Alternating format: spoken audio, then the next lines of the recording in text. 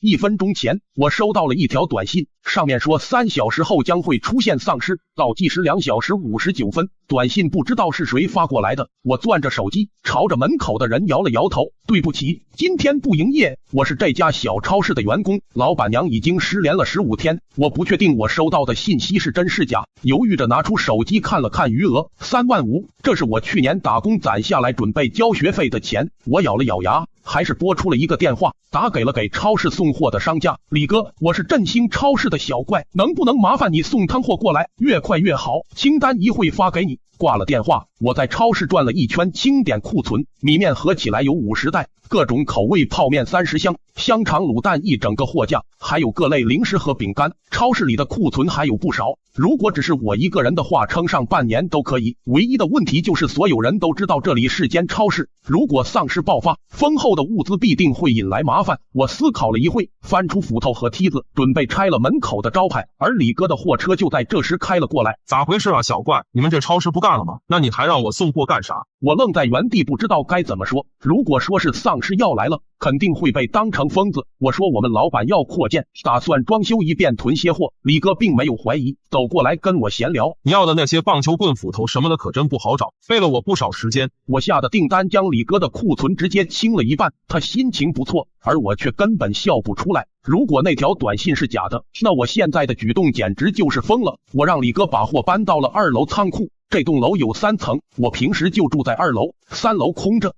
这期间放在口袋里的手机一直在震，不停有短信进来。倒计时2小时58分，倒计时2小时21分。过去40多分钟，我就收到了40多条短信。如果是恶作剧的话，哪有人这么固执？眼见货物就要卸完了，我还是忍不住问了一句：“李哥，你相信世界末日吗？”咋了？世界要爆炸了？不是，是病毒蔓延，丧尸围城。哥，如果没啥事，这几天还是少出门吧。哈哈哈，你们这些大学生天天胡思乱想些啥玩意？是不是学习都学傻了？见他不信，我也没继续说了。李哥走后，我把超市大门锁了，卷帘门也放下，甚至搬了不少石块堆在门口，让这里看起来像荒废已久的闲置店铺。为了确保万无一失，我又打车去了药店，顶着店员奇怪的眼神，几乎搬空了整个药店。回到超市，现在除了我住的地方，全都堆满了物资，矿泉水、方便面、盒装鸡蛋，甚至是火锅底料。我感觉自己疯得不轻。我本不该相信这种短信，可半个月前，老板娘也曾说过相似的话。接下来可能有点麻烦，没事少出门。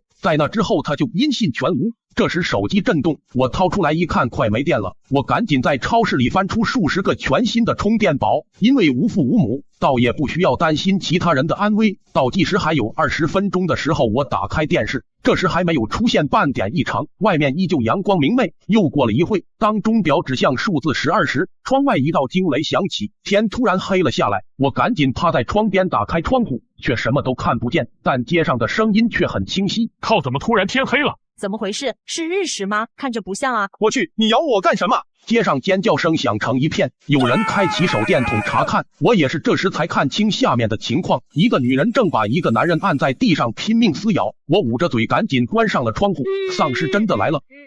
丧尸爆发前，我收到条短信，告诉我3小时后会出现丧尸。我掏出全部积蓄购买了大量物资，再加上我在超市工作，拥有可以吃上1整年的食物。为了安全，我又将超市招牌拆下，关闭卷帘门，堆满石块，营造出荒废已久的景象。3小时后，果然如短信所说，丧尸真的爆发了。热搜榜赫然写着：天突然黑了，丧尸爆发。还有各地网友的评论：我跟爸妈一起逛商场，但他俩刚一出门就疯了似的开始咬人，到底怎么回事？我现在躲在厕所不敢出去。我靠，世界末日来了，我还在上着班呢。那些人好像变成了丧尸，大家都躲在屋里别出门。再往下刷时，页面只有一片空白，而那个提前告诉我丧尸爆发的短信也没了动静。我放下手机，随手抓起鸡腿吃了起来。不管怎样，我得活下去。第二天一早，我发现断网了，跟外界完全失去了联系，街上也看不到任何活人。就在这时，我听见窗户有一阵细小的敲击声，我警惕地凑近窗户，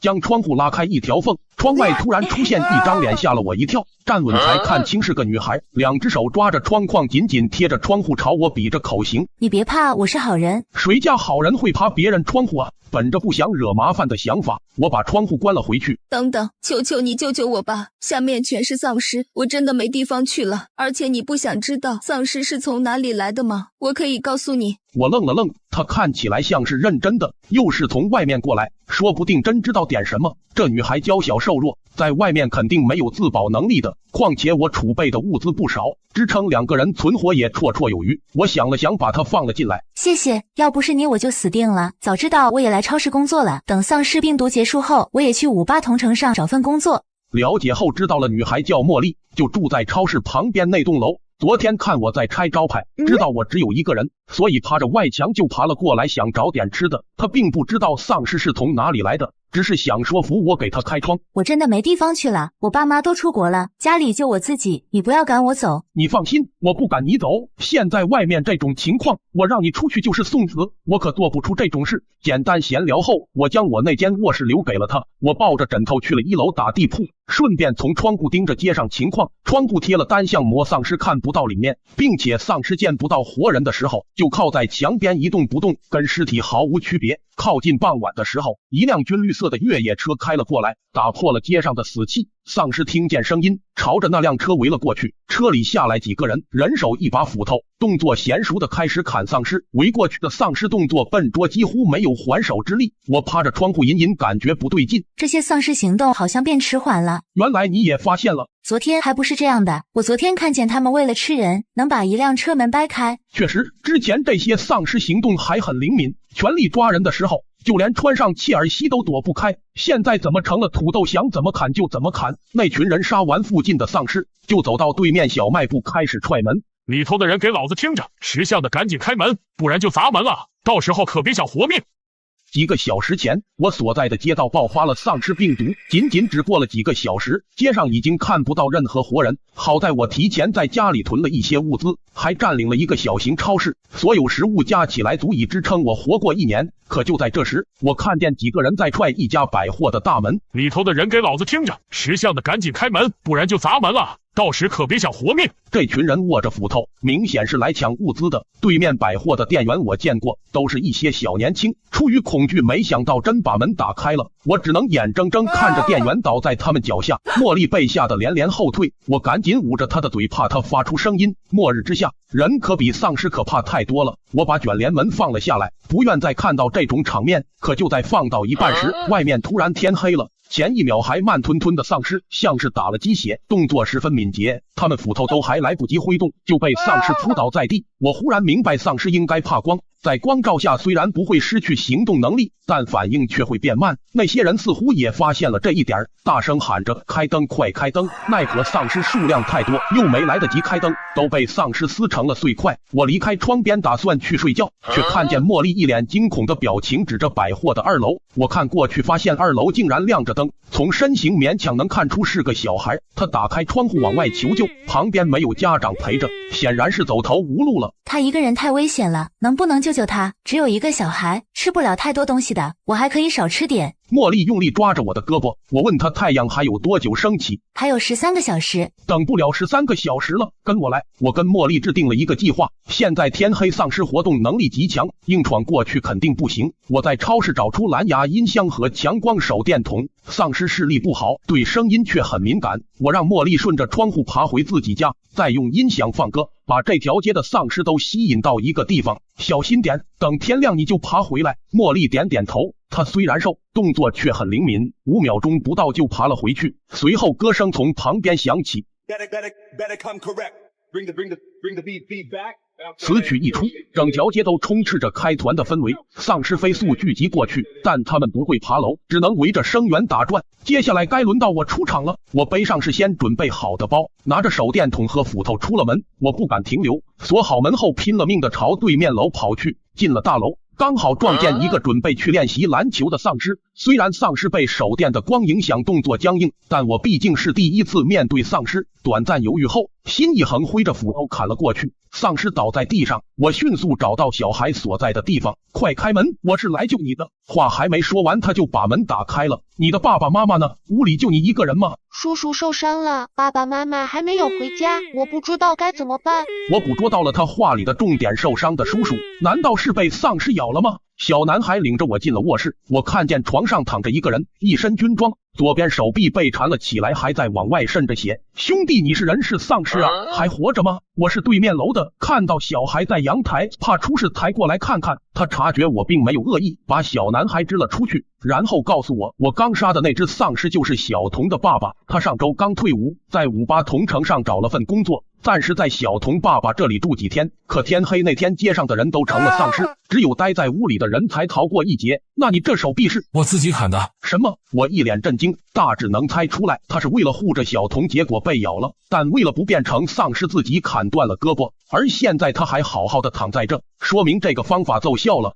如果丧尸病毒爆发了，而你幸运的躲在一家超市里，有吃的有喝的，可就在这时，你发现对面楼有个小孩在向你求救，你会怎么做？小孩只有8岁，如果去救他，你可能会被街上的丧尸撕成碎块，但你也不想眼睁睁看着他被丧尸吃掉。你想了个办法引开丧尸，安全的来到了小孩的位置，发现还有个受伤的退伍军人，你的眼里多了分愧疚。和平时期是他们保护了你，而我却差点抛下他们不管。我将背包里的食物全都倒了出来，面包、矿泉水、螺蛳粉应有尽有。大哥有点吃惊，你哪弄来这么多食物啊？这是我最近在抖音商城双11囤的，螺蛳粉才10块一包，还有官方补贴，双11期间8块5还能买30包抽纸呢。怎么弄的？快教教我，我也要去囤些货。你点评论区链接，或者左滑进入商城双11满减会场就行。抖音商城每满200还能减30。哇，真的好划算啊！我一会也去试试。我把食物分给了他们，然后跟他们说楼对面的超市有足够的物资，现在离天亮还有10个小时，天一亮我就带着你们过去。两人都同意了。我走到窗边跟茉莉打了声招呼，音响停止了放歌，丧尸又漫无目的的开始游荡。第二天一早，我确定丧尸行动变迟缓后，带着一些必需品出了门。陈哥不愧是退伍军人，虽然少了一只胳膊，但灵活性和爆发力都甩开我几条街，应付迟缓的丧尸完全没问题。我们很顺利的穿过了街道，但就要到达门口的时候，不知道哪里飞出来一个花盆，直奔着陈哥脑袋砸去。我大喊小心，陈哥慌张的躲开了，但也被好几只丧尸围在了中间。此时另外2只丧尸也朝着我这边扑了过来，我急忙用行李箱挡住，又要护着孩子，其他丧尸趁机咬了过来。可这时忽然出现一只脚，将丧尸踹飞了出去，足足有2米半的距离。我愣了几秒才发现竟然是茉莉。还好赶上了，你们没事吧？你怎么会这么厉害？他有点不好意思地说，他学了10几年的跆拳道。很快丧尸就被我们清理干净，我们安全的回到了楼上。可我却怀疑人生了，满脑子都是陈哥一斧头一个丧尸，茉莉一脚就是2米半的场景，而我面对丧尸却什么都做不了。其实我也不是故意瞒着你的，我妈说了，不能和男孩子讲我打人很厉害，不然会找不到男朋友的。哎呀，别发呆了，先想想陈哥和小童住哪吧。也是，茉莉住在2楼，1楼堆放的东西又太多了，连打地铺都只能睡下2个人。没事的，我们随便找个地方能睡就行。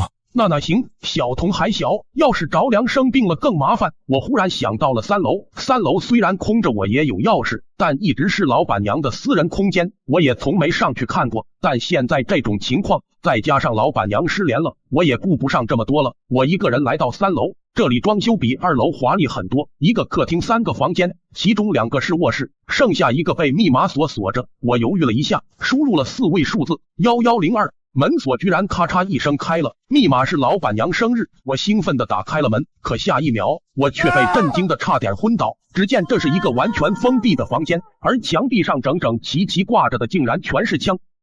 丧尸爆发第5天，老板娘给我留下了一间超市，而我却在楼上发现了一间武器库，手枪、步枪、冲锋枪样样不缺，甚至连重型机枪都有。尤其是放在正中间的那几个植物，虽然外表平平无奇，看起来弱不禁风，但是却散发着恐怖的气息。可是这些东西不是违禁品吗？老板娘到底是什么人？这时我注意到桌上放着一个信封，上面写着怪诞亲戚，是老板娘的笔记。难道她早就知道我会上楼？她又想告诉我什么呢？带着疑问，我打开了信封，第一句话就是：傻小子吓坏了吧？这都是模型，我也就是个手办爱好者，良好公民不犯法的。我心里五味杂陈，就眼下这状况，就算满屋子真枪我也不会害怕啊。你既然进来了，那大概率已经出事了，那些丧尸恐怕也出现了。小超市就留给你，至于能活多久还看你的本事。不过你性格善良，多半撑不过1个月，你也不用谢我，我也是受人所托帮你一把，不过你小子居然真的记得我的生日，不会是喜欢我吧？要不是以后实在太危险了，我还真有点舍不得你。短短几行字带给我的震撼却不小。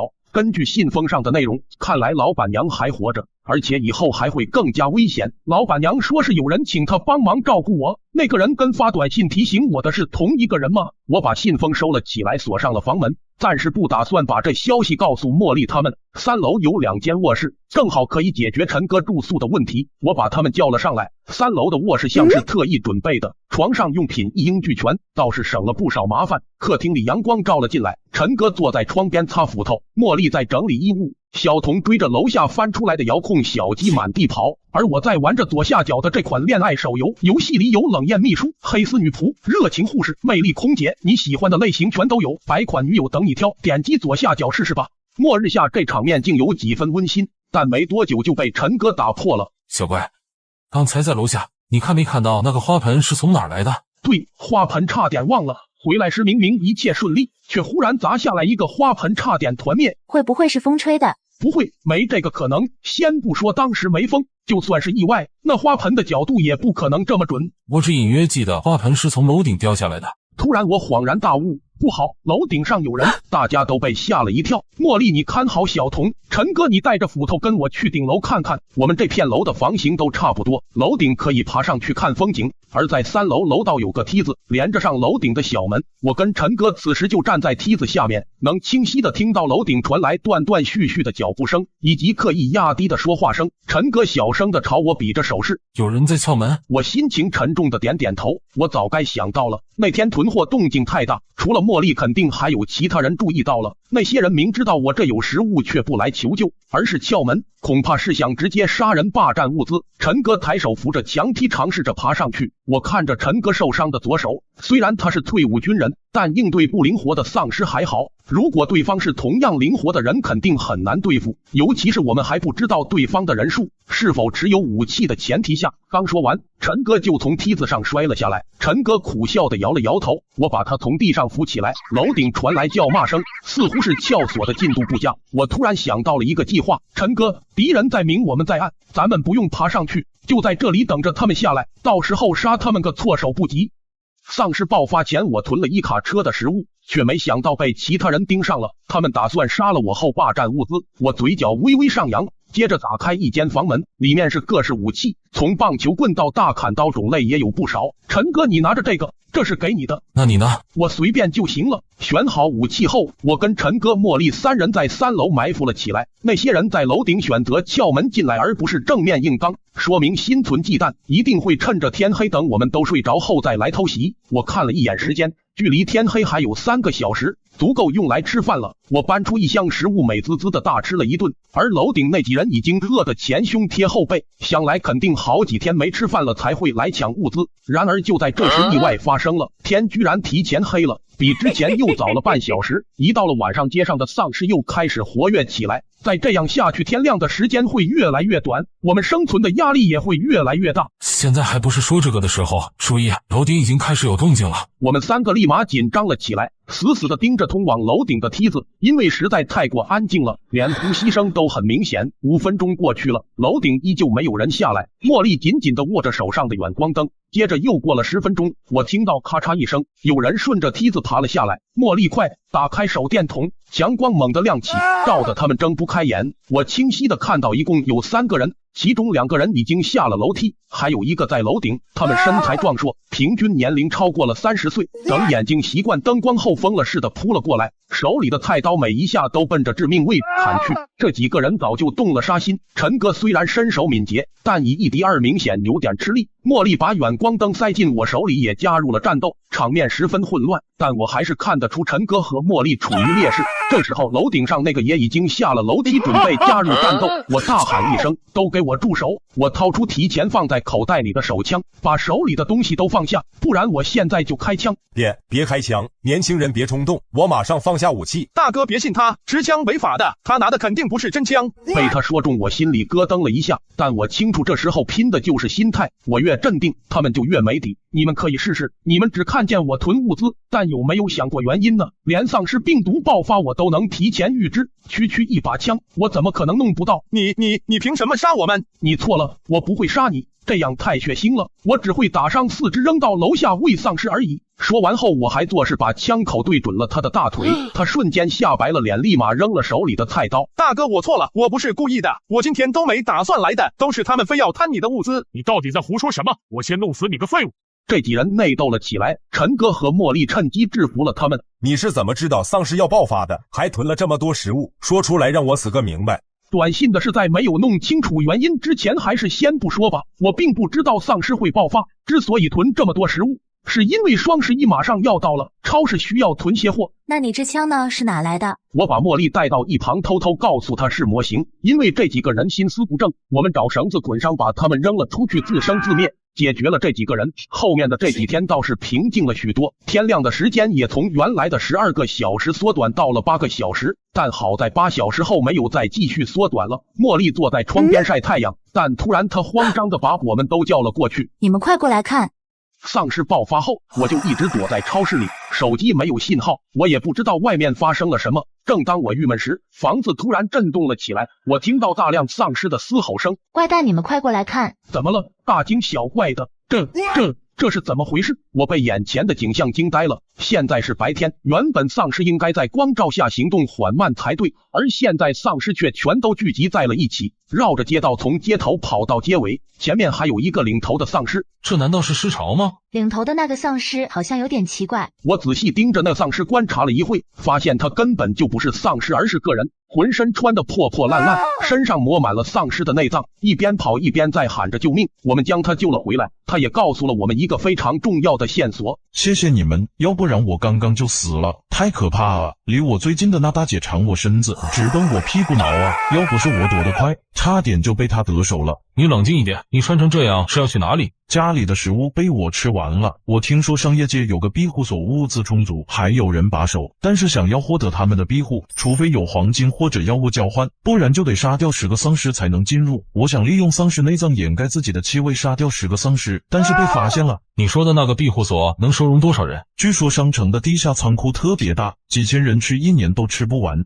我在一旁没出声，其实早该想到，这么大的一个城市，大大小小的超市商城数不胜数，幸存者的数量肯定也不少。丧尸病毒虽然会传染，但是他们怕光，只要提高警惕，也并不是没有办法对付。那些活下来的人聚集在一起收集物资，自然就形成了所谓的庇护所。而他们提出的条件也很容易理解，丧尸刚刚开始爆发，黄金不会随着货币体系崩塌而贬值，而药物则是必需品，有人聚集的地方必然需要药物。至于杀丧尸，则是为了证明自身武力值，没有物资也没有武力值的人就是废物。庇护所当然不收，这个庇护所的头目比我想象的要理智。你慢点吃，别噎着了。谢谢你，单身20几年，还从来没有女生对我这么好过，我太感动了。想要女生对你好还不简单，左下角这款女友恋爱手游，游戏里有明星模特校花私教，你喜欢的类型全都有，100款女友等你体验，点击左下角试试吧。我这就去下载一个。对了，你叫什么名字？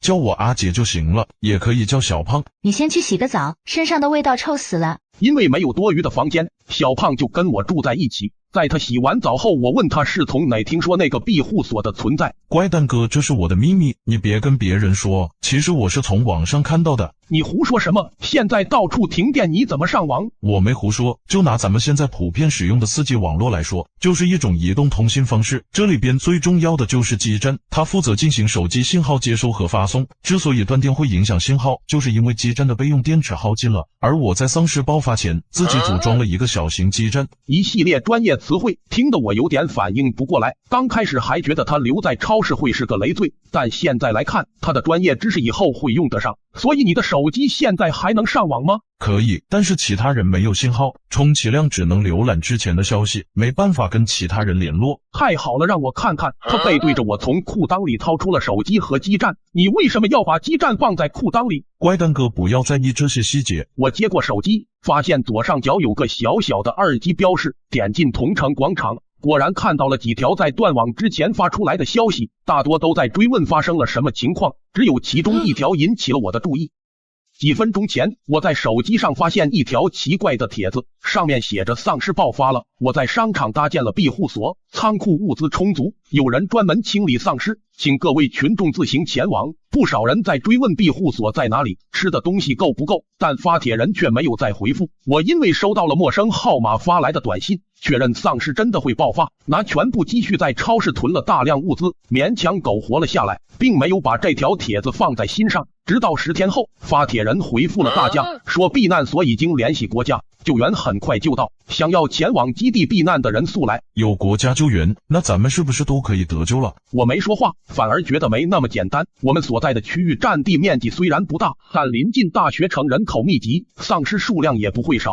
而最重要的还是交通瘫痪。在这种情况下，哪怕国家出动要带所有人去基地避难，依旧是天方夜谭。你们在看什么？有个避难所说已经联系上军队了，准备展开救援。那还等什么？咱们赶紧过去吧。陈哥本来低头磨着斧头，这时却突然出声反驳：国家级救援只针对个别情况，不会强行聚集幸存者，而是区域封锁，防止扩散。言外之意就是这个庇护所在撒谎。骗人的！那他们为什么要这么做？为了聚集幸存者。如果按他们所说，避难所物资充足，完全没必要将幸存者聚集起来，肯定有所图谋。差点被他们骗了，说不定就是为了诱骗我这种纯情少男才设下陷阱的。咱们还是别去了，就待在超市养养花打打游戏挺好的。都丧尸爆发了，你还有心思玩游戏？我玩的可是左下角的真山海经，贼有意思。山海经不都是骗人的吗？我这款开局自选一收的可是真山海经，648种一收可以无限囤噬金阶，开局就送30颗血弹随意孵化，再把不喜欢的一收囤噬了，半小时就能升100级。从左下角下再进入专服一收，爆率更高呢。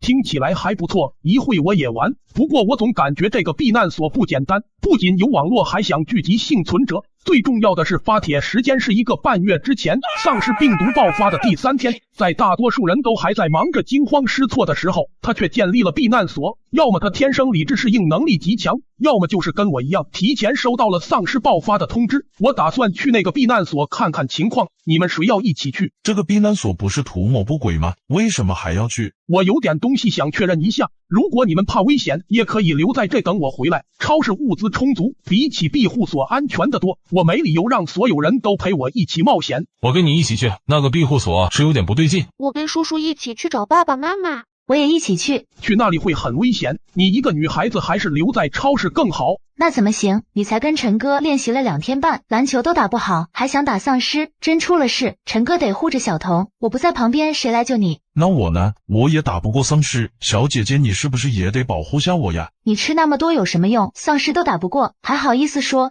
出发前，我们准备了消炎药和手电筒，因为不想暴露超市的位置，背包里只装了一些泡面香肠。你把这个带上，别让人看见。还有，不要单独行动。庇护所里不是没有丧尸吗？都是人，还怕什么？我没说话。末日来袭时最恐怖的往往并非天灾，而是塌陷的社会制度和疯狂的人心。现在离天黑还有6个小时，陈哥和茉莉打头阵清理街边落单的丧尸。想要不暴露物资进入庇护所，最好的办法就是带着丧尸头过去。小童别乱动，乖乖站着。病毒爆发这么久，我也总归得学会杀丧尸，不然只会拖累队友。虽然很难，但克服恐惧后也能勉强杀几只丧尸，分散陈哥和茉莉的压力。可是没想到小胖那边却出事了，他手里的刀子刺中丧尸却没能拔出来，只能手无寸铁的被丧尸一步步逼近。而小童此时站在原地变成了活靶子。陈哥想要救人，但因为被丧尸围住没法脱身，他急得红了眼。情况危急，我冲上去护住小童，但是没能躲过丧尸，被他一口咬在了胳膊上。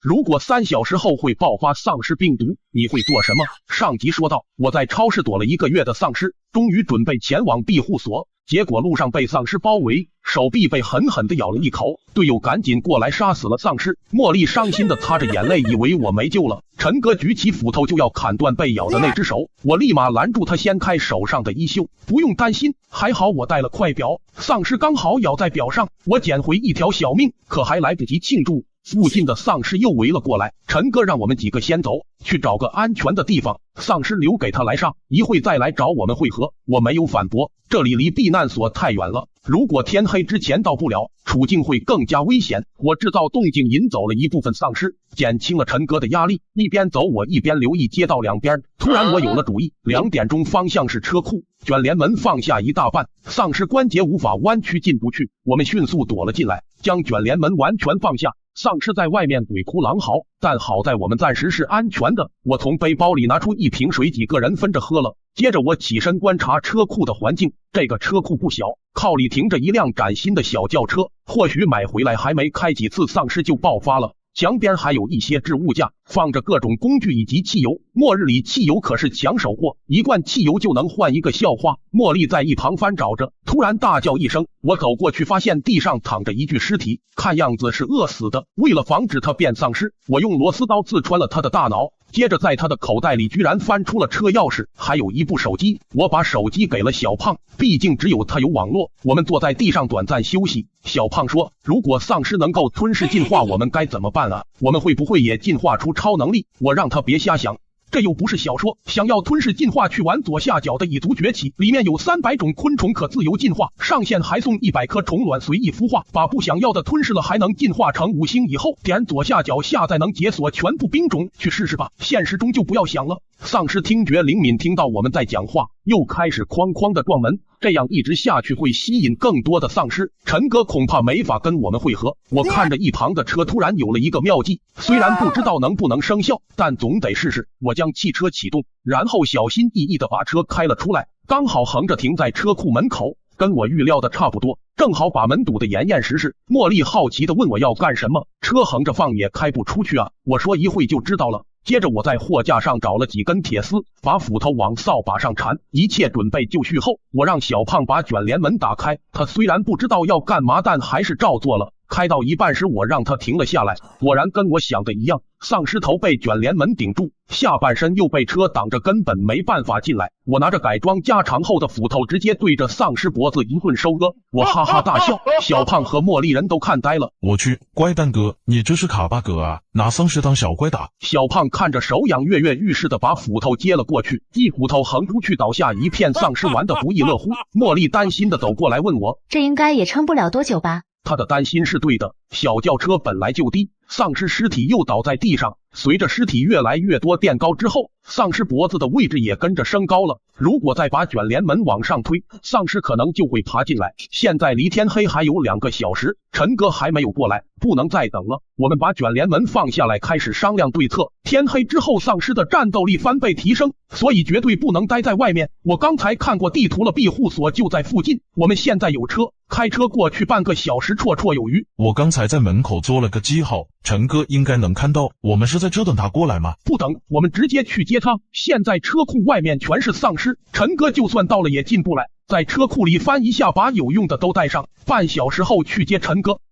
丧尸爆发1个月，大家都在逃亡收集物资，而我们却在收集丧尸头颅。围着一辆红色皮卡车跟丧尸绕圈，被斧头割下来的头颅直接掉进皮卡车里。收集的差不多后，我们开着车往避难所的方向赶。半小时后，我们进入了避难所的范围。这里很明显的就是丧尸数量少了不少，一路上也没看见几只。很快我们找到了避难所大门，一辆白色的集装箱卡车停在商场门口，后门敞开，有人坐在里面聊天，看见我们来了立马跳下来，拎着棒球棍，一脸凶悍的逼近。你们是干什么的？我说我们是来投奔庇护所的。其中一人指着车胎说，你们打算用这辆车来交换吗？不是，我们杀了丧尸，有足够的丧尸头颅来交换。没错，末日里想要进入私人的庇护所，就必须拿有价值的东西作为交换，或者杀死10个丧尸证明自己的实力。他们毫不在意的看了一眼装满丧尸头颅的皮卡车，随后把视线落在了茉莉身上，眼里是遮不住的猥琐。茉莉下意识的躲到了我身后。嘿嘿，庇护所不收女人和小孩，你跟着这个小白脸也没用，还不如求求我们哥俩，我们心软就收留你。你们在网上贴出消息的时候，可没说不收女人跟小孩。那又怎样？有本事你现在就走啊！门口的争执声音不小，商场的人听见声音跑出来看热闹，其中就有女人和小孩。看来这只是他们瞎说的，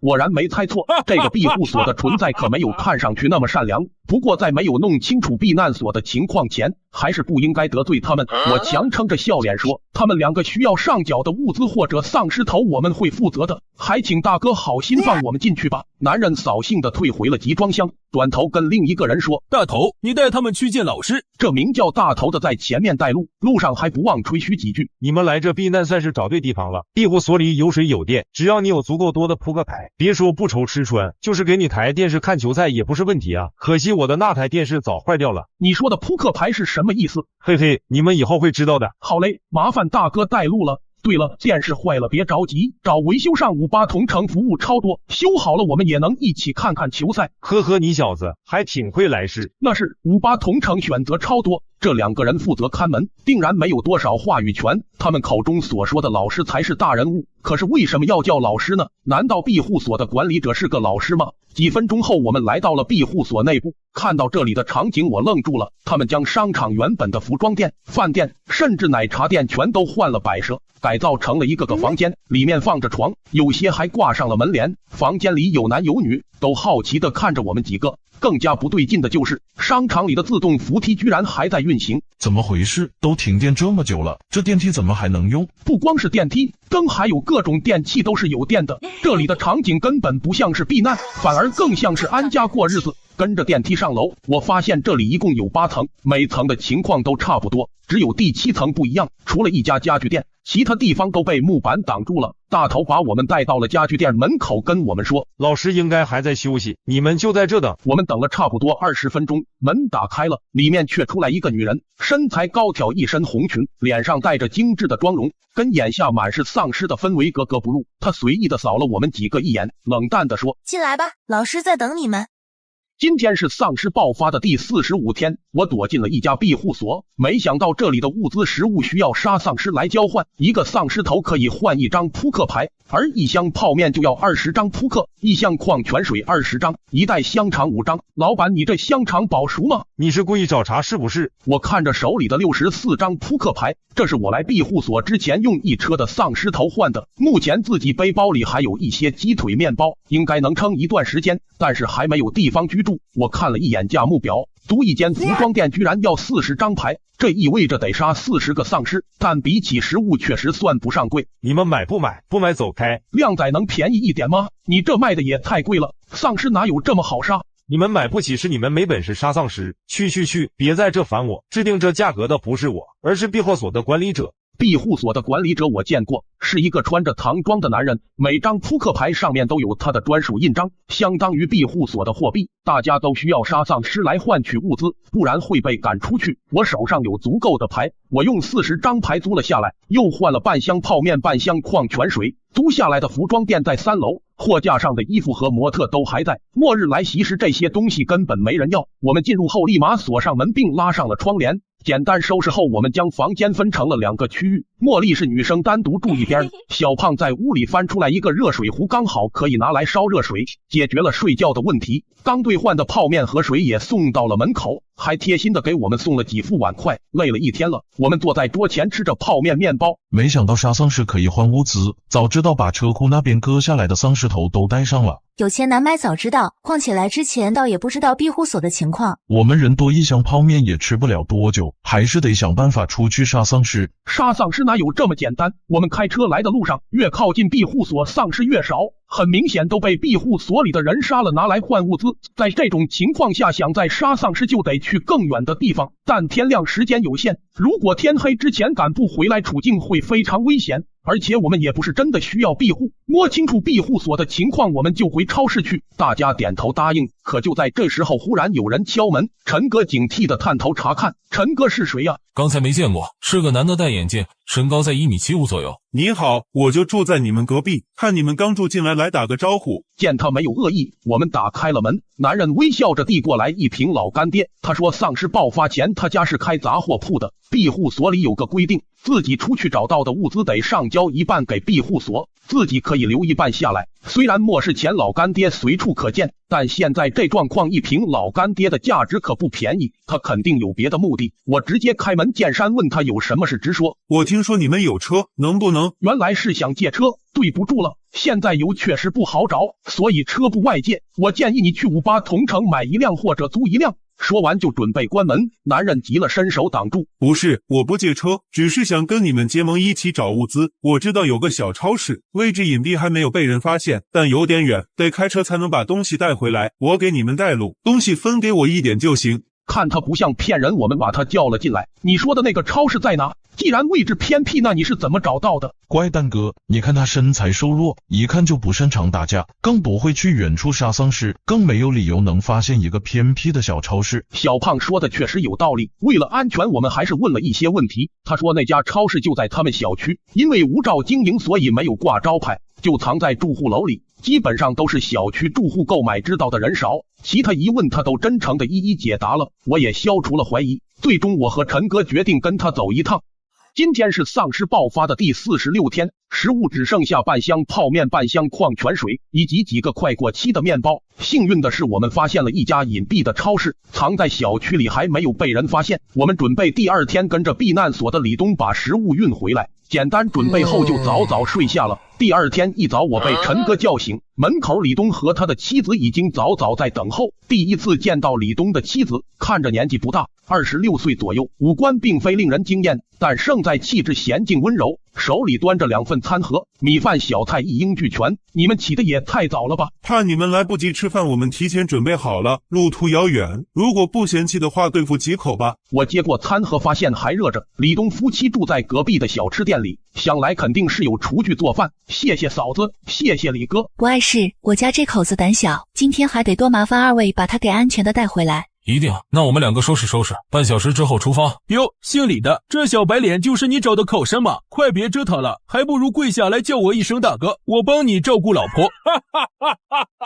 嘿嘿，至少不用讨好一个连毛都还没长齐的小白脸。李东紧紧攥着拳头，气得双目通红。庇护所的物资来源是靠杀丧尸获得的，导致武力为尊，自然会出现刘虎这类丑恶的人。旁边那个小白脸，你看什么看？李东气得咬牙切齿，但看见刘虎把火气转到我身上，还是担忧的压下了怒火。算了，他们人太多，咱们会吃亏的。李哥没事，你在一旁保护好嫂子。陈哥，咱恐怕得在车上吃饭了。哈哈，没事，车上吃还能观赏丧尸，也挺好。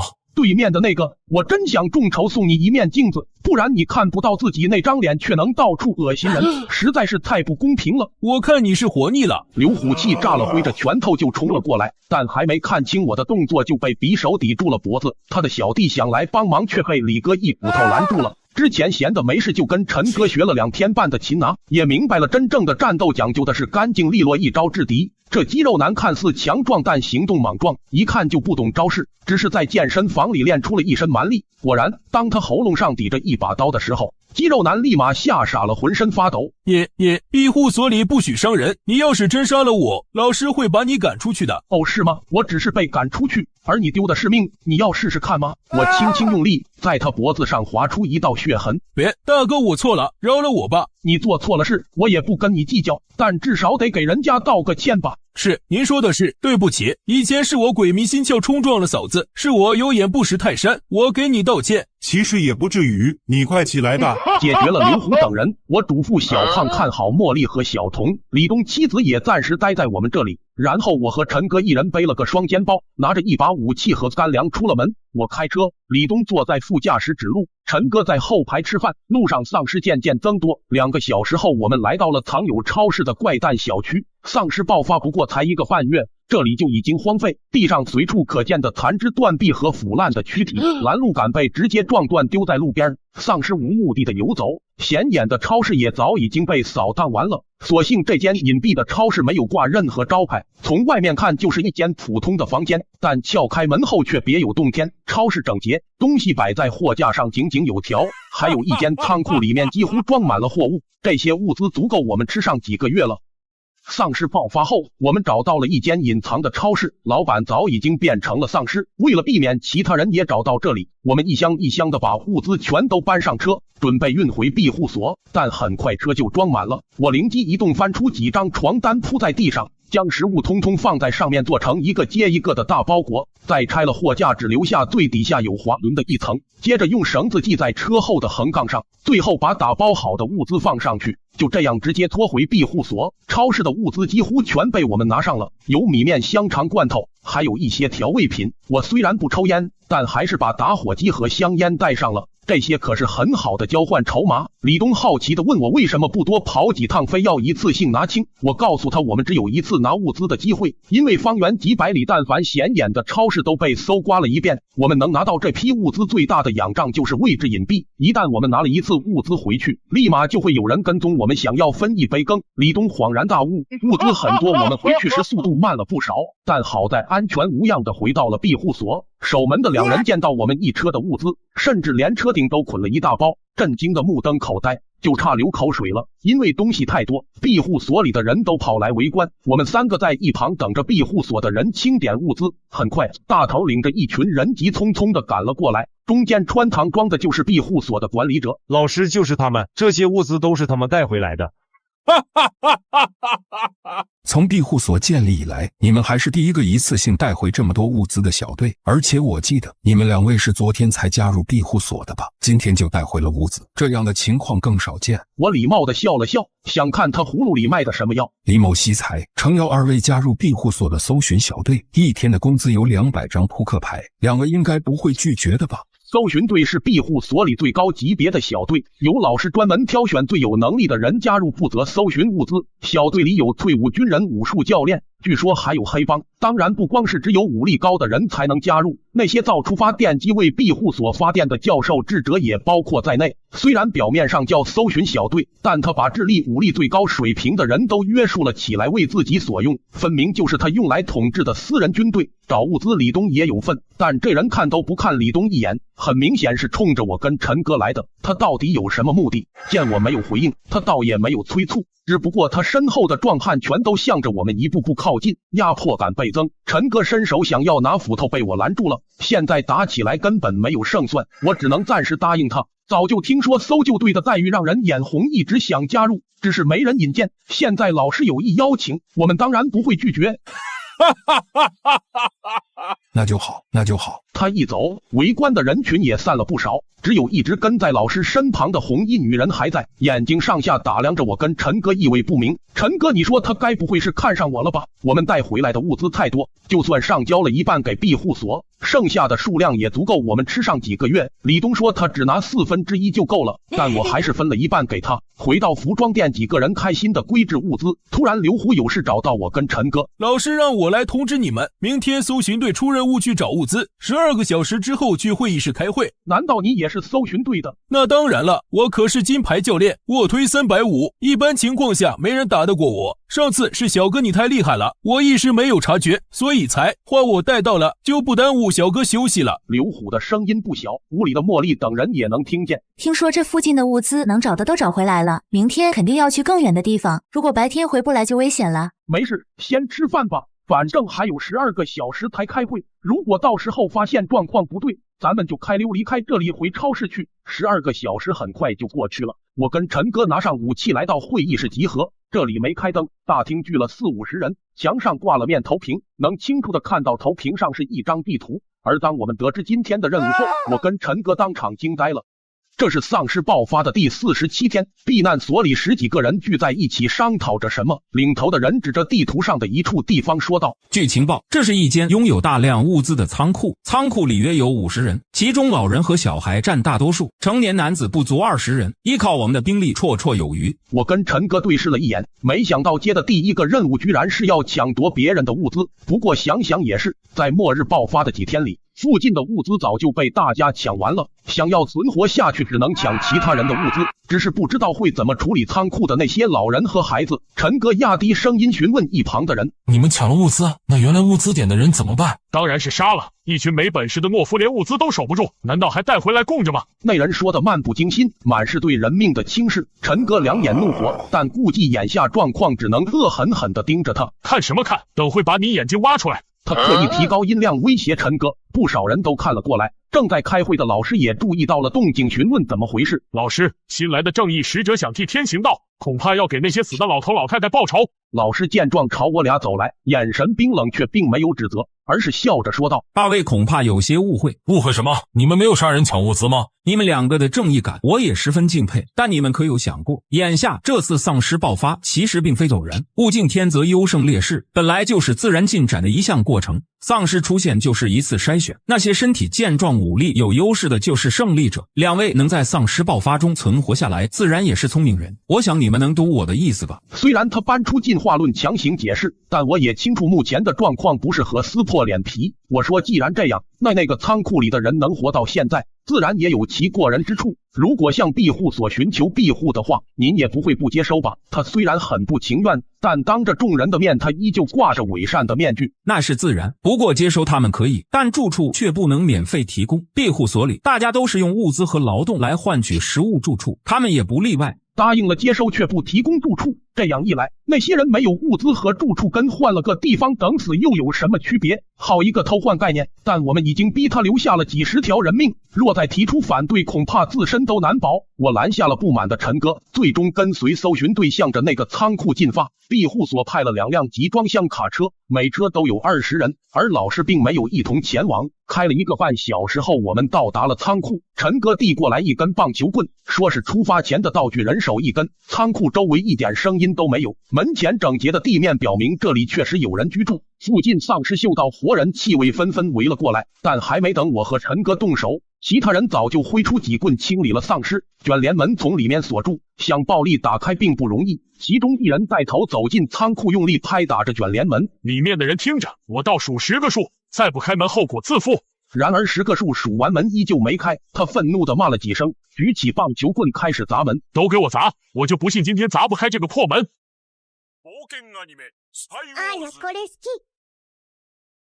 如果7天后会爆发丧尸病毒，全世界只有你知道，你会做什么？我并不是救世主，在丧尸爆发前的最后几个小时里，我并没有告诉别人这个噩耗，而是买下了下辈子都用不完的物资，和父母躲在加固的安全屋里互相鼓励。丧尸爆发的前7天，我从睡梦中醒来，梦里血迹斑斑的丧尸向我袭来，不知道被咬到了哪里，我很快就没了意识，因为画面实在太清晰，我不确定这是不是一个梦，难道我重生了？如果是重生的话，今天将会有个国家领导遇害。到了9点，果然一条热搜刷爆，樱花国最高领导被暗杀。我确定我的确重生了。7天后将会爆发一场全球性的灾难——丧尸病毒。仅仅3天，丧尸病毒便已控制不住。一开始还有官方播报说着不会放弃任何一个人，几天后也会销声匿迹。上辈子我凭着囤积的零食平安活过了1个月，随着零食的耗空，不得不出门寻找物资，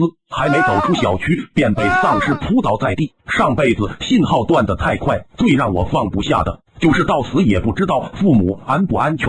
想到这，我立马给爸妈打了电话，以给自己过生日为由，把他们全都叫了过来，顺便让他们多带点腊肉、腊肠这种比较耐放的食物，就算没有冷藏也不会坏。丧尸全面爆发后的第3天，整座城市都会停电。我又拿出笔记记下了发电的问题，纸上密密麻麻的已经写满了好几页。第一个问题就是加固门窗，我让安装师傅把家里全部玻璃换成了最好的防弹玻璃，再贴上一层单向膜。师傅说这得3天后才能完工，我立马多甩了1万给他。几个师傅笑得合不拢嘴，当天晚上就装好了，还赠送了一面装满倒刺的防盗网，防止丧尸爬楼上来。大门也直接拆掉，换成1米厚钛合金浇筑的，不仅能防丧尸，就连子弹都打不穿。门窗加固后就是采购物资。大学毕业后，我做了一名阿婆主，平日里也赚了一点钱，零零总总加起来还有70多万，再加上父母内的，估计有个150万左右。要买的东西实在太多，我不敢选送货上门。末世之下最恐怖的就是人心。好在附近就有一个大型仓储型超市，我直奔速食食品区，直接将货架上的速食食品扫荡一空，大概100盒子热火锅、100盒子热米饭、50多份桶装的淮南牛肉汤和鸭血粉丝汤。所幸仓储型超市的购物车都非常大，我直接推了2个。排队付款的时候，正好接到了老爸的电话，我让他先不要问为什么，找3辆货车过来。老爸虽然有疑问，但也并没有多问。接完电话，我推着购物车开始了新一轮采购。酸奶10箱，1箱12瓶。气泡水15箱，1箱12瓶；泡面20箱，1箱24袋；10万伏充电宝50个；矿泉水50箱，1箱12瓶；螺蛳粉15箱，1箱12袋；面粉、大米各买10包，1包20千克；薯片100盒；手撕面包20箱；豆奶粉50包；黑芝麻糊50包。这些东西就花掉了我1万块，但是还远远不够。我又买了50斤猪肉、50斤牛肉、50斤羊肉。虽然这是仓储型超市，但也不能买太多东西，不然容易引人怀疑。刚付完钱，老爸就带着货车过来了。看见超市工作人员一趟一趟往车上搬东西，老爸着急的问我到底怎么了。家里大门也换了，又买了这么多东西，还火急火燎的把我和你妈叫过来。关于这个问题，我昨晚想过了，编理由编的我实在头疼，但转念一想，反正他们早晚都要知道的，索性将真相告诉了老爸。老爸在知道我上辈子死在小区后，眼眶瞬间红了，他立马打电话跟老妈说明了情况，接着又说光加固门窗没用，还得把静音做好，万一动静被人听到了上来抢怎么办？不愧是活了半辈子的人，这连我都没有想到，安装静音的事交给老妈去办。货车空间还剩下1/3，我跟老爸直奔菜市场。为了以防万一，我往货车上挂了援助物资的横幅，大家看后也就见怪不怪了。像土豆、白菜这些各买了10袋，1袋150千克，各种水果也来10袋。可这些食物总有吃完的一天，我提议买些鸡回家，鸡生蛋，蛋生鸡，没事还可以和他打篮球。老爸却立马拒绝了，他说鸡会发出声音，容易吸引丧尸。我苦恼地看向四周，突然看到了最适合圈养的动物，一拍手，好，就买它了。7天后将会爆发丧尸病毒，全世界却只有我知道。我提前将爸妈接了过来，将屋内的门窗全部加固，还购买了未来10几年需要的食物，但这些食物迟早都会吃完。我打算买些鸡回去养着，老爸却说鸡会发出声音。我目光一转，看到了一旁的鱼，养鱼好，不仅不会发出声音，还可以大量养殖。今天是工作日，小区里的大部分人都出去上班了，加上我买的小区位置比较偏，还是在顶楼，搬物资回来的时候并没有引起其他人的注意。我妈是个生物老师，看了一眼已有的物资，提出可以买些种子回来，要买的东西还有很多。老妈留在家里收拾，我和老爸又急匆匆的直奔另一个市区的超市。这次有了老爸这个活了半辈子的人，买东西就有条理多了。大米和面粉各买了20袋，1袋20千克，干粮吃腻了还可以换换口味，做些面条、包子啥的。各种水果罐头、肉类罐头也各来50箱，1箱20个。大豆油20桶，1桶20千克。末日下也是需要注意卫生的，1瓶2升的洗洁精直接买20瓶，沐浴露买30瓶，1瓶700毫升，洗衣液50瓶，1瓶2升。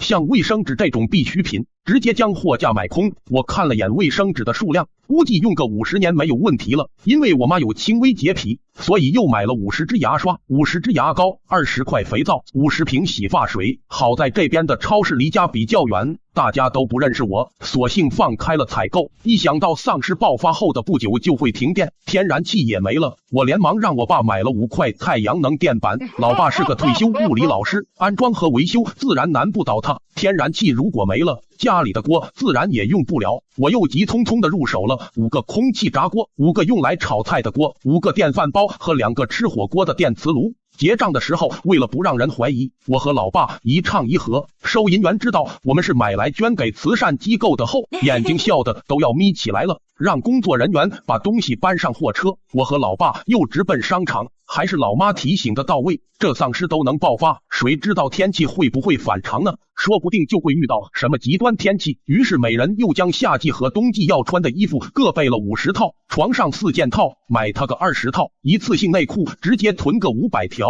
回家的时候发现家里的静音已经快做好了，也许是我妈给的钱多，就100多平的面积，来了9个师傅。我连忙把老妈拉到一旁，问她买的东西放哪了，怎么没看到？老妈说在天台，因为我们家在顶楼，天台向来都是顶楼的住户在用，这是小区居民心照不宣的秘密。又因为我们这栋楼是附近的最高层，围栏高度足足有1.6米，在天台只要弯着腰就不会被发现。幸亏有爸妈他们，不然我真没想到还要做隔音。钱给到位了，速度自然就快起来了。晚上8点完工后，老妈给我们煮了一顿豪华大餐，都是平时没吃过的奢侈品。毕竟在末日世界里，能吃得上一口热乎的都十分困难。趁现在还没爆发，也买来尝尝鲜。老爸看后直接狼吞虎咽起来，但突然他的脸色变得有点难看，原来是噎着了。这一下可提醒了我们还得买些药，像抗生素这种得多备点儿。第二天我们跟老妈分头行动，我和老爸去购买必备的物资，老妈则去买些种子和泥土什么的。末日之下怎能少得了种地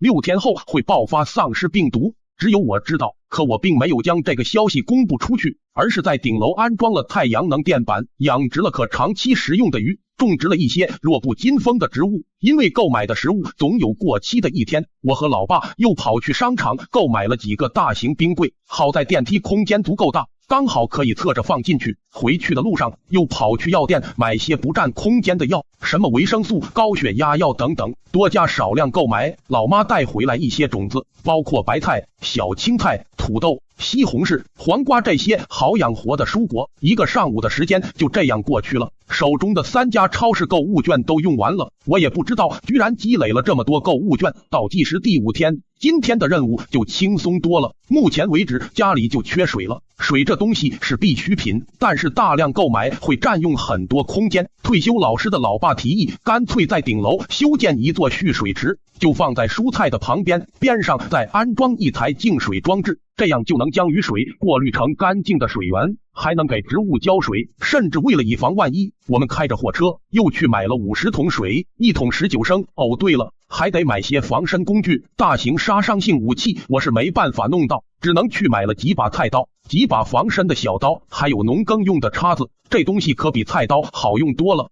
防具就选那种古代锁子甲，穿着不仅灵活，丧尸只要敢咬能把他牙都崩掉。路过健身房的时候突发奇想，还得买个跑步机放家里，每天都跑一会，不然体质跟不上。一想到这，我又去 4S 店转了转，有一款房车非常合我心意，销售人员吹得天花乱坠，说什么防弹级别，底盘比姚明还高，安全系数101分什么的。我想了想，买辆安全系数高的车是很有必要的，万一我囤的物资被别人知道了，又或者被丧尸攻破了，我能立马带上物资逃走。销售人员带我去办理手续，我直接签了50年分期付款，首付有多低付多低，反正再过几天他们还能不能活着都成问题。销售人员听完别提有多高兴了，约好了3天后过来提车。回家后发现老妈出去买了许多柠檬，这东西放得久，只要你放冰箱就行，这算是未来苹果橙子吃完，种植的西红柿还没成熟那段时期的维生素补充了。倒计时第4天的时候，我爸拉着我妈又出去补充了许多物资，也不知道老爸怎么办到的，居然还买了几桶汽油回来，汽油就放在房车里，万一情况不对我们立马就走。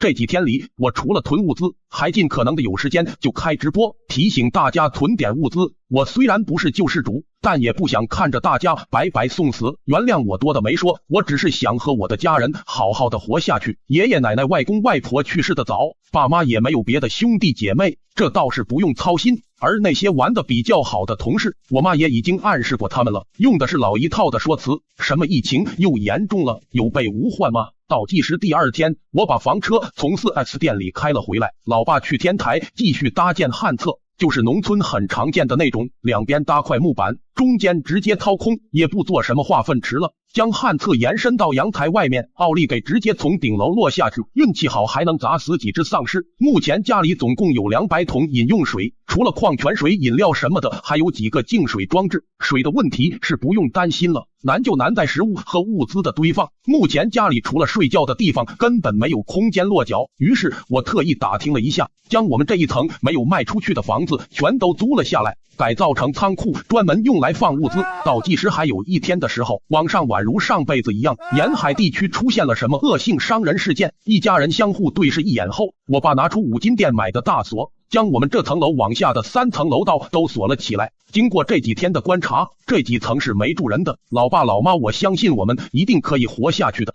今天是丧尸爆发的日子，当其他人还毫不知情的时候，我已经提前囤了10几年的物资，解决了长期食物供给和饮用水的问题，还买了一台防弹级别的房车，随时准备跑路。自从看到网上出现伤人事件后，我和老爸老妈轮流开始了值班。上辈子我也忘了丧尸病毒是第几天蔓延到我们城市的，趁着现在还有网，我连忙将手机和电脑下载了一堆综艺和电视剧，首选丧尸片，专门给老爸老妈普及丧尸的弱点。我妈还买了一堆书回来，说是生命不息，学习不止。我一看，好家伙，都是知识制造类的百科全书，还是老妈想得周到。我回到房间又下载了几百个游戏和一些必备的学习资料，这东西在末世里可比人命还值钱。今天是我值班，我一边喝着奶茶，一边向窗外望着。有了上辈子的经验，我知道这些丧尸对光特别敏感，一到晚上家里就不再开灯，不仅防丧尸还防人。可就在这时，小区门口的保安一脸惊恐地向小区里跑来，后面还跟着2个一身血迹的人。保安一边跑一边喊救命。我看了看时间，凌晨2点多，除了我，估计也没有其他人知道了。不是我不想救，而是真的没有救的必要了。小区里都是路灯，已经迷迷糊糊的看到了保安血迹斑斑的手臂。只过了2分钟，保安便不再喊救命了，而是像无头苍蝇一样游荡在小区里。我一边拨通了110报警电话，把小区里的情况讲了下，一边跑回房间里喊醒了爸妈。老爸还好，接受新事物的速度快得很，我妈就不行了，愣了好一会才开口：这些东西还会变回人吗？不用我回答，相信爸妈他们也知道答案了。老爸看我妈害怕，握着我妈的手安慰着说：怕什么？我们一家人在一起，就算天塌了也有我保护你们娘俩。这一闹，今晚估计是睡不着了，我们干脆直接召开了家庭会议。我跟爸妈说，要想一击致命，只能攻击丧尸的头部，打其他地方是没有用的，他们已经没有痛觉了。放心吧，这些东西我和你妈在美剧《行尸走肉》里了解过了。爸妈都是老师，同情心会更重。我深吸一口气，还是重点叮嘱了最后一件事：老爸老妈，末日下最恐怖的是人心，我们只能保障自己的安全，当不了救世主。这是末日世界，我们要做的就是活下去。老爸老妈对视了一眼，缓慢而坚定地点了点头。丧尸爆发的第一天，我一直值班到早上7点50多，这个时候已经有人出门上班，我心里暗道不好，就看见对门单元楼有个男人夹着公文包走在路上，也许是现代年轻人的通病，他低头玩着手机，完全没注意到身后有丧尸扑过来，咬住了他胳膊不松口。他喵的，你有病啊！随着骂声，另一个丧尸也跑了过来，男人终于发现了不对劲，一边跑一边喊救命。突然一个晨练的大爷不知道从哪冒出来，直接将2个丧尸按在地上，可还没来得及说什么，就被刚刚那个男人扑倒在地。下面的场景我不愿再看，大早上出门上班的不少，换言之，伤亡必然不少。终于小区居民发现了不对劲，再也没有人出来。困意上来后，我回房间睡了会觉。中午醒来的时候，饭菜已经做好了，油烟机声音大，我让我妈以后别开了。吸引丧尸是小事，毕竟那玩意没有智商，就怕引来幸存者。凭我们这点战力，妥妥的给人家准备粮仓。吃完饭后，小区的业主群里正在统计家家户户的幸存者情况。我跟我爸商量了一下，我们就别报了，反正物资足够，而且我们人少，万一有人上门抢怎么办？老妈说她的那些同事目前都活得不错，因为之前明里暗里都暗示过，大家都存储了一些物资。我正准备回去继续睡觉，就在这时，我手机居然响了，声音非常大，有人给我打了视频通话。我一看，怎么会是他？如果7天后会爆发丧尸病毒，全世界只有你知道，你会做什么？我提前把爸妈接了过来，把家里全部加固了一遍，在楼顶安装了太阳能电板，还种上了一些植物。然后我走到窗前，喝着波波奶茶，看着外面丧尸爆发，原以为这一切都会安稳地保持下去，谁料这时一个电话打了过来，居然是物业的老刘。我连忙将视频通话转为语音通话，物业说我们正在统计幸存者，怎么没看到你们回复？我直接告诉他我在老家呢，不在小区。挂掉电话后，我问老爸，物业怎么会打电话过来，还直接打了视频通话？我爸仔细一想，坏了，前几天出去买东西回来时遇见一个男人，他问我们买那么多东西干嘛？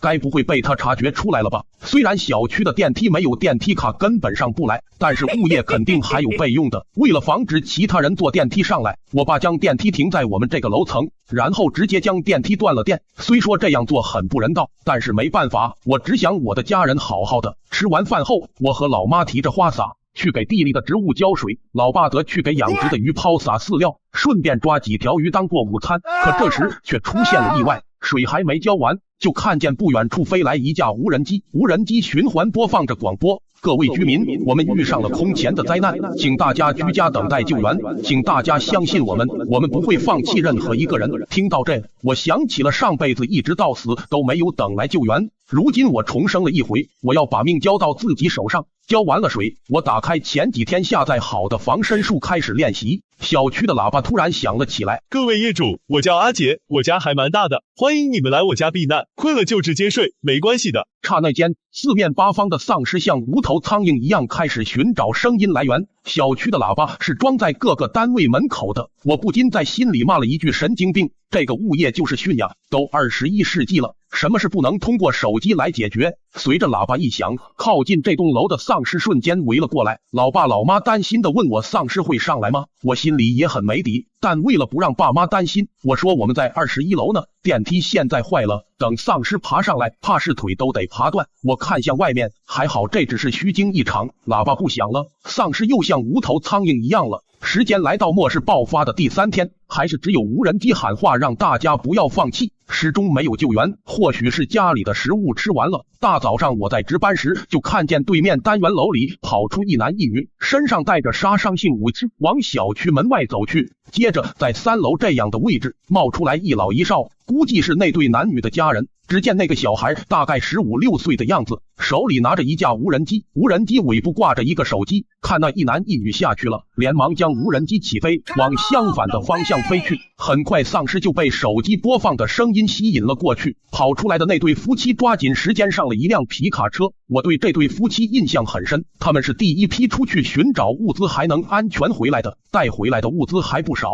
果不其然，大约1个半小时后，这对夫妻就开着车回来了。然而楼顶的男孩却像是看到了什么，露出了一脸惊恐的表情。7天后会爆发丧尸病毒，却只有我知道。我提前囤好物资后，就不再打算出门，直到等来救援。可丧尸爆发的第2天，我就发现对面楼里走出一男一女，他们不仅杀出了丧尸的包围圈，还带回了一车的物资。这对男女我记得特别清楚，在上辈子他们囤完物资后就没再出过门。只见夫妻俩把物资送上去后又回头了，我知道他们要去找太阳能板。我很佩服这对夫妻的胆魄，因为再过不久，当居民物资耗空，所有人都得出门寻找物资的时候，丧尸数量将会剧增，物资搜索难度也会增大。下午2点多的时候，那对夫妻俩开着2辆车回来了，男的开着一辆货车，女的开着自家的皮卡车，而附近的丧尸早已被小男孩用无人机引走。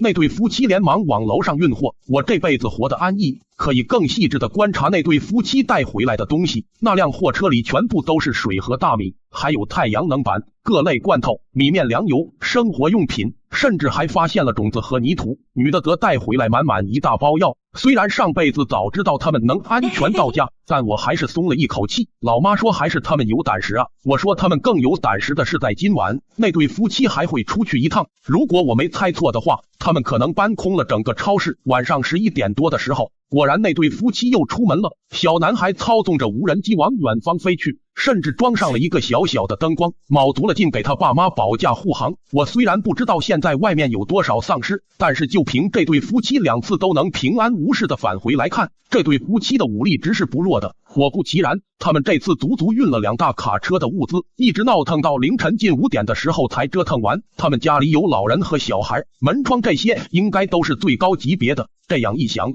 这户人家可能也能躺到最后。老妈叹了口气，大家都不容易啊。丧尸爆发的第4天，小区停水停电了。刚准备淘米煮饭的老妈发现水龙头已经放不出水了，洗漱中的老爸嘴里还有一嘴的泡泡。我看了看手机，发现网也断了。小区业主群的消息，截止到今天早上再也没有出现新消息。虽然这一切对我们家来说影响不大，但自从早上停电后，家里就没再开灯了。特殊时期，生活质量可以低一点，先保证自己的小命要紧。丧尸爆发的第5天，无人机又飞过来一次，除了老套的请大家等待救援，这次还增加了一句会投放物资。一听到这句，不知道哪栋楼突然传出了欢呼声。我爸眼尖的发现，正对面那栋单元楼的门禁是坏掉的，这种事情放在末世前是小事，可现在这可是要命的。尤其是对面那栋楼还作死一般的传出了欢呼声，直接把3只丧尸吸引了过来。坏掉的门禁一下就被撞开了，那栋楼的人终于发现了不对劲，但声音消失了，可是丧尸却还在那栋楼里。丧尸不会坐电梯，爬楼也很笨拙，但是会根据本能不怕死不怕累的前进。这3只丧尸必然会给这栋楼的人们带来极大的威胁。果然就在丧尸爆发的第6天，对面那栋楼跑出来一对小情侣，看起来极其年轻，两人动作非常小心，一边接近车一边四处观望。突然那男的踩到了易拉罐，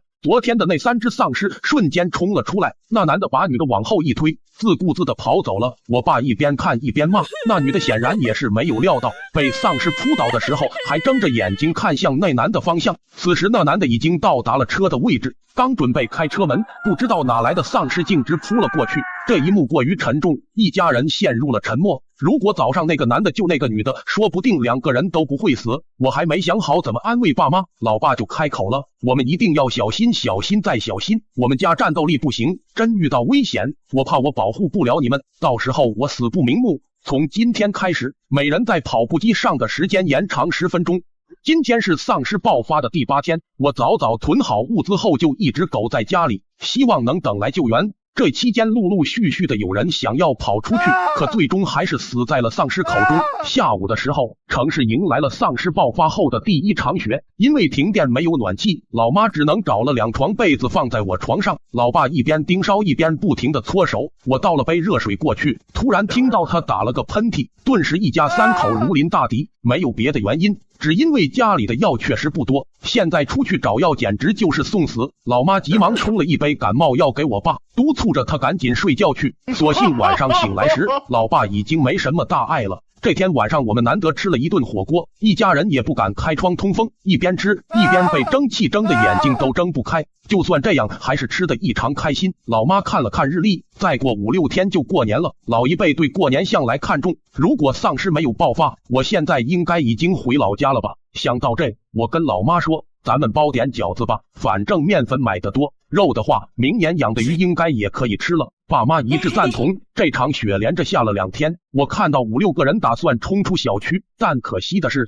只有2个人逃了出去。天太冷了，人的活动受阻，丧尸似乎也衰弱了不少，应该是太久没有摄入能量了。现在看来解决丧尸只是时间问题，我们要做的就是等待救援。年30那天，一家人热热闹闹的一起包了饺子，饺子是白菜猪肉馅的。半夜一家3口难得的都没睡，打算一起守个岁。我打开了提前下载好的节目，播放着某一年的春晚。可就在看得起劲的时候，我突然听到了车的引擎声，像是那种经过改装的越野车。我连忙到窗边查看，老妈速度极快的关了电视，客厅按了下来也静了下来。我看着一行3、4辆越野车开进了小区，这才是丧尸爆发的第16天。哪怕老爸早说过，可能有不法分子把末日当成狂欢，但是这未免也太早了吧。这行车队一进来就开车堵住了小区，接着从车上带出来2个女人，看他们那个态度，想必这2个女人不会有什么好下场，而且他们居然有枪，其中一个拿着枪一下击毙了一个丧尸。幸亏这里不是闹市区，不然这一枪肯定会引来不少丧尸。在上辈子我记得这几个人会搜刮小区，3、4天内死的人估计有20、30个。最后是血腥味引来了丧尸，他们虽然有枪，但也敌不过那么多丧尸，最后也成了丧尸的一份子。就是因为这个原因，小区里的丧尸数量暴增，他们绝对留不得。我跟爸妈简单讲了一下这件事，老爸沉思了一会，这些丧尸对声音和气味敏感，我有办法引来丧尸，可是丧尸如何离开呢？难道让这些丧尸一直在小区里游荡吗？老爸说的没错，可是我们必须早做打算。如果我没记错的话，他们应该明天下午就会开始搜刮小区了。上辈子还没搜到我们这栋，我就怕这辈子出什么变故。一家人心事重重，而且就算我们引来丧尸，也千万不能暴露我们的位置，万一被小区其他人看到了怎么办？我开始变得害怕起来，怕自己重生一次依然保护不了父母，怕再次成为丧尸的口中餐。可就在这时，老妈灵光一闪说：“气味对吧？我有办法。”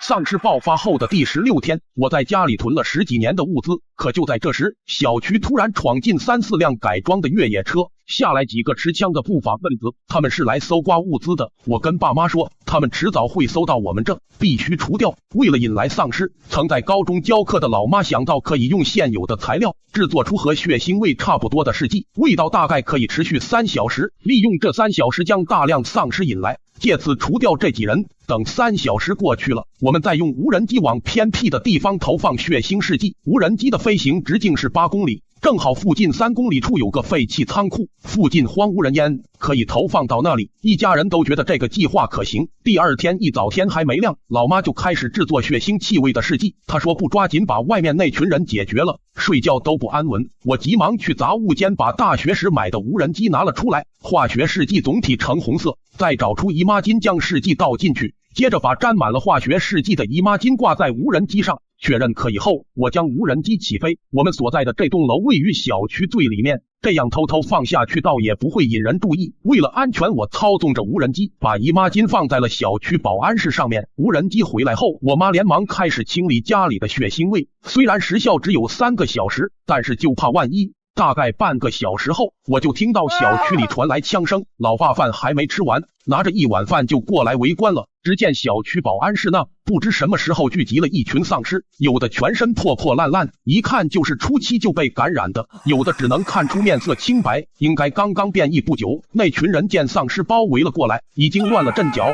这时他们才想起来逃跑，可是车还停在保安室的位置，只能杀出这个丧尸堆。我的耳边不断传来枪声，也不知道他们哪来这么多子弹，但可惜还是架不住丧尸多啊。很快就有人被丧尸咬伤，而昨天那2个女人看见这一幕，偷偷下了车准备逃跑。可就在这时，原本被枪声吸引过去的丧尸突然调转了方向往女人那边跑去，2人立马就被围了起来。胖女孩把另一个女孩紧紧护在身后，迅速捡起掉在地上的斧头向丧尸砍去。老妈在一旁看得非常着急，我看得出她想救这2个女孩，但还是因为顾虑我们，并没有开口。而且我注意到这群丧尸里好像有个领导者，是个穿背带裤的男人，他只站在丧尸堆后面并不前进，手似乎一直在指挥着什么。我把这个情况告诉了爸妈，老爸一脸凝重的观察后，缓缓点了个头，看来丧尸已经进化出了智力，只怕他们会一直进化下去，不知道会进化到什么程度。此时胖女孩已经砍死很多丧尸，身上全是打斗抓伤的痕迹，累得上气不接下气。然而丧尸的数量远超我的想象，一只老六丧尸正准备扑倒女孩，突然一架无人机呼啸而过，是对面那一家夫妻做的。丧尸立马被无人机的声音吸引了注意，就连指挥丧尸行动的丧坤都愣住了。胖女孩见状，在另一个女孩耳边说了几句话后，一把将她推开，自己独自拦下了所有的丧尸。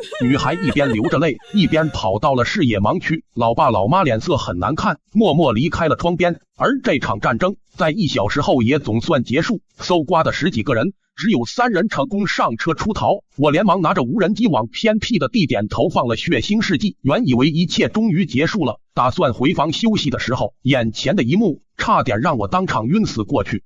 丧尸爆发后的第17天，不法分子试图搜刮小区，我控制无人机引来大量丧尸，将他们几乎团灭。可是爸妈却在他们手上救下来一个女孩。我非常愤怒地告诉爸妈，末世里绝对不能同情心泛滥，不然会害死我们。爸妈低着头没有说话，我知道他们救女孩是有其他打算。我看着女孩还想说她2句，但想到她刚刚才死里逃生，便没再说什么。女孩说她叫茉莉，跟姐姐一起开了家服装店，不巧被不法分子给抓了。我说那以后你就留下来做些杂活吧，顺便还可以帮忙盯梢。我问爸妈大门和楼道都锁好了吧？老爸说放心吧，绝对安全。可谁知道就因为这件事差点出事了。丧尸爆发后的第20天，外面突然飞来一架无人机，说国家在沿海地区建立了安全基地，有人把守，非常安全，呼吁居民们自己前往基地。随着无人机一起来的还有物资从飞机上掉落，里面有药品、几瓶矿泉水，还有几个面包，而且声明物资只会提供5天的量，说白了就是逼着大家去安全基地。物资一撒，我就看到很多人冲下去捡物资，好在小区里的丧尸都已经被老妈用方法引走了，不然的话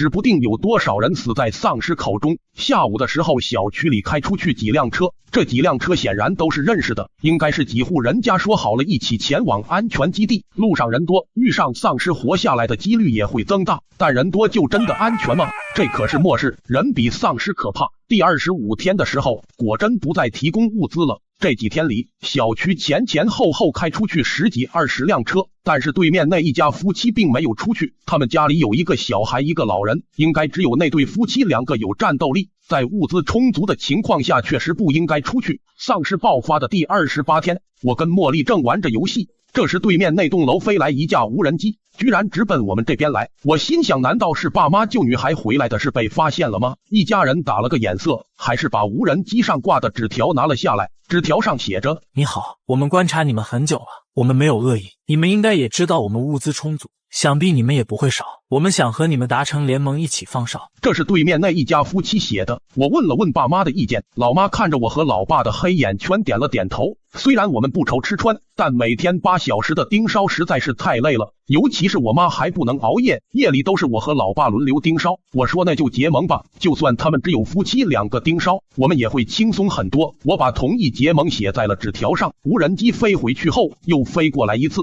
这次居然送来了一把小青菜，老爸高兴坏了。这样一来，我们加上茉莉，每人每天就只需要盯梢4个小时，这可轻松不少。为了以示友好，我妈找了一瓶老年人钙片放进去，2户人家的结盟就这样定下了。丧尸爆发后的第30天，我再也没看到小区里有人出去或进来，想必除了我们一家和对面夫妻一家以外，其他人都去了安全基地，或者没撑过这场寒冬，晚上冷的实在睡不着。老妈和茉莉拖了3大箱暖宝宝下来，这是老爸老妈最后一天囤货时买的，就是怕天气太冷了睡不着。当初买物资的时候，我问过要不要买电热毯，但爸妈觉得太阳能板的电只够基础的，实在运作不起电热毯就放弃了。一人分了1片后，我又拿出来1包，里面有10片，给对面那户人家送了过去。对面回赠了1块肉和2个鸡蛋，上面还有一张纸条，看着应该是那小孩写的。谢谢你们，爷爷腿不好怕冷，有了这个，爷爷终于可以睡个好觉了。丧尸爆发的第40天，我们给对面那户人家送去了好几本书。爸妈是老师，遇见个正在学习中的孩子，一下就把退休多年的热情给激发出来了。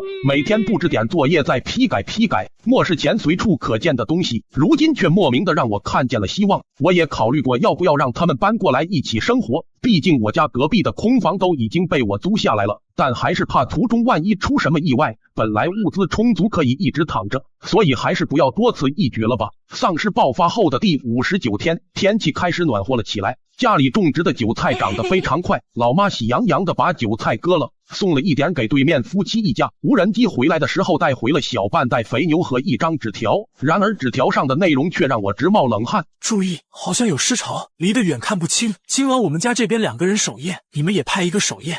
丧尸爆发的第59天，我刚和对面夫妻结盟没多久，他们就告知我尸潮大军马上就要来了，全家开始进入1级戒备，检查了屋内所有的门窗是否锁好。晚上我和老爸2个人留下来守夜，心里十分忐忑。大概凌晨3、4点左右，我突然听到了极大的动静，像是地动山摇，连着整个居民楼都震动了起来。小区里的太阳能路灯早就已经坏掉了，我只能看到黑压压的一片，宛如一片黑海，根本看不到边界。好在他们的行驶路线并不会经过我们这栋楼，但光是看着就已经让我浑身颤抖。早上5点多，太阳慢慢出来了，这些丧尸莫名的停止了移动。老爸说，难道他们怕太阳？为什么会这样？丧尸最开始爆发的时候，我记得他们是不怕太阳的。老妈和茉莉起床看见这一幕，被吓得不行。我拍了拍她的肩膀，安慰着说，今天就不要做饭了，这么多丧尸，万一发出点什么动静，实在是太危险了，随便吃点面包吧。丧尸爆发的第60天，当天晚上依旧是我和老爸留下来一起值班，老妈和茉莉实在睡不着，也一起过来值班了。从天黑到现在，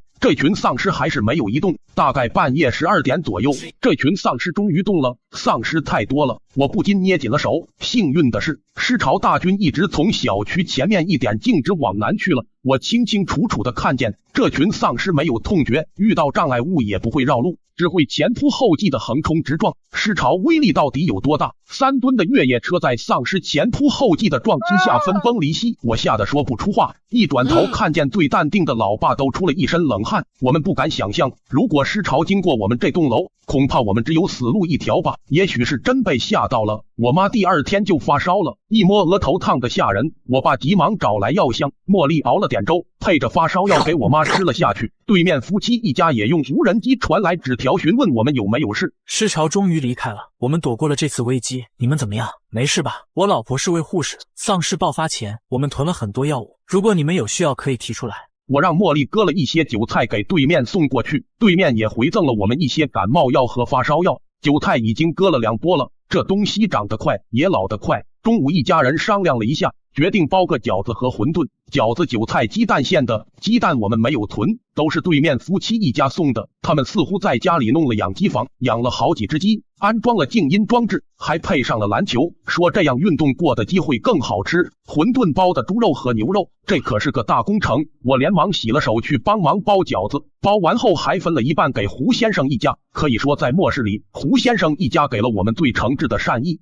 丧尸爆发后的第191天，自上次尸潮已经过去了132天，也许是尸潮的缘故，附近再也没有活人了。我们安稳的生活了几个月。这半年以来，我妈不止一次分析过丧尸爆发的原因，每次都会往疫情上面猜测。我妈觉得这次丧尸爆发是国外的病毒所导致的，借着疫情而爆发。自从进入了夏天，空气中的腐臭味更加严重了，每次去天台上厕所都得戴2层口罩，而且连天气也极端反常了起来，热的受不了，保守估计得有40多度。这几天阳光充足，太阳能板储了不少电，并不是带不动空调，而是空调外机安装在外面，发出的声音势必会引来不法分子。晚上热的实在睡不着，就在客厅打地铺，白天把水放在冰柜里结成冰后再取出来放客厅，好歹有一点凉意。丧尸爆发后的第213天，突然发现原来丧尸都已经爆发半年多了。我们见证了这个城市慢慢走向无生气，我们好像只是麻木的活着，每天吃吃喝喝锻炼身体，然后等待国家的解救。如果没有胡先生一家可以交流一下，估计我们早疯了。想到这，我用无人机准备通知胡先生一家，过几天要不要来参加老妈的生日。就在这时，我听到了一阵引擎声，是那种大型摩托车的声音。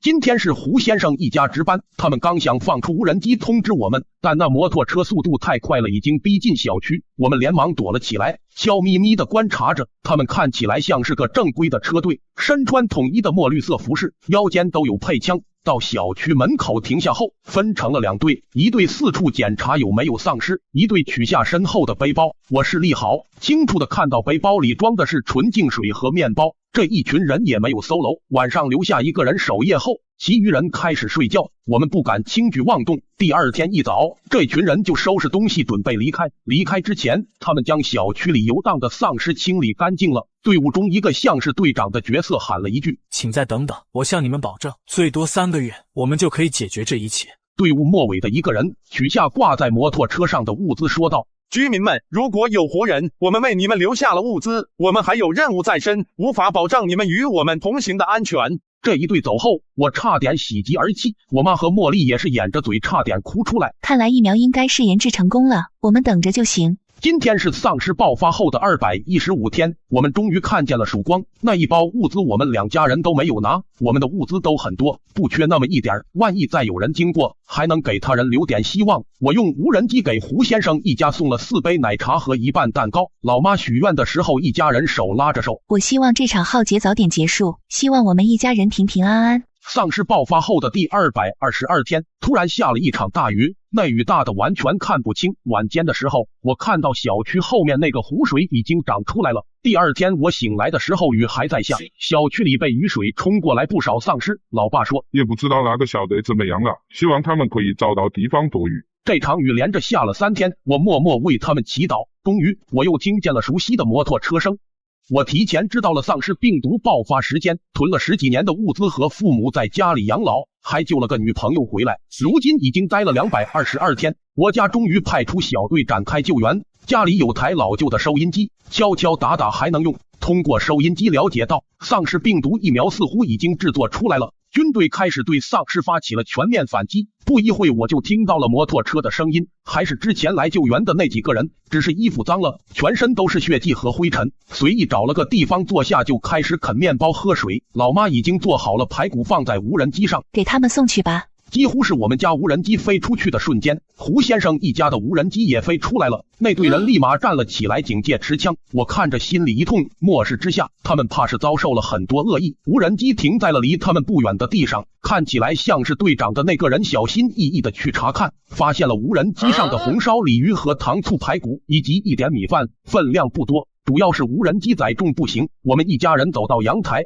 将头伸了出去。你们加油啊，万事小心。胡先生家的那个小男孩还敬了个礼，队伍里的人看到了我们，像是哭了起来。这是漠视之下见到活人，感受到心怀善意的激动。老爸问他们要不要上来做会给你们做顿饭，那队人敬完礼后摇了摇头。我们一次一次的把中午做的饭菜运了过去。那队人走的时候告诉我们，再给他们2个月的时间，一定给我们一个安安稳稳的生活环境。丧尸爆发的第232天，那队人又来了。我妈琢磨着，可能是我们这块小区人少又安全，不需要在丧尸群中还要注意幸存者偷袭。我们也差不多熟悉他们了，见他们来了，就开始用无人机一趟一趟的往下面送吃的。最后一次往下送的时候，无人机上挂了一张纸条，是老爸写的，问能不能拜托他们清扫一下楼道里的丧尸。这个小队答应了。我爸带着我守在了18楼消防通道这里，听到有人敲了门，我爸打开了消防通道，入目的是几个穿军装的小伙子。老爸不愧是当老师的，发动了3寸不烂之舌，好说歹说的把这群人带回了家里。我妈和茉莉早就烧好了一桌的饭菜，胡先生把他家下蛋的鸡都贡献了出来。对不起啊，用这种方式把你们骗上来。一群人一边吃饭一边聊天。你们运气真好，在丧尸爆发初期就找了这么多吃的，你们不知道就短短几天，外面就成了人间炼狱。我没有把重生的事说出来，而是编了个故事隐瞒了过去。通过与小队的聊天，发现和我们猜想的差不多，这是全球性的灾难。救援从京津冀心脏区开始，一路救援下来，不少城市已经安全了，正在灾后重建。送他们走的时候，我还拿了不少罐头给他们，这东西体积小，味道也不错，可以改善一下伙食。丧尸爆发的第268天，那个小队又来了，随之而来的还有无人机的广播声。亲爱的市民朋友，冬天终将过去，希望总会来临。目前 A 市已经安全，我们驻扎了防守人员，将竭尽所能保障你的安全。听到广播，我突然哭了出来。终于结束了，丧尸爆发的第280天，全国范围的丧尸被全部清扫干净。丧尸爆发的第317天，世界上最后一只丧尸在欧洲被击毙，2家人都参与了末世后的重建。老爸老妈在学校继续传承知识，吴女士更忙了，经常深更半夜才回家。胡先生总会在楼下等着吴女士。这场持续了近1年的浩劫终于结束，虽然给人类带来了不可逆转的伤害，但人活着就会生生不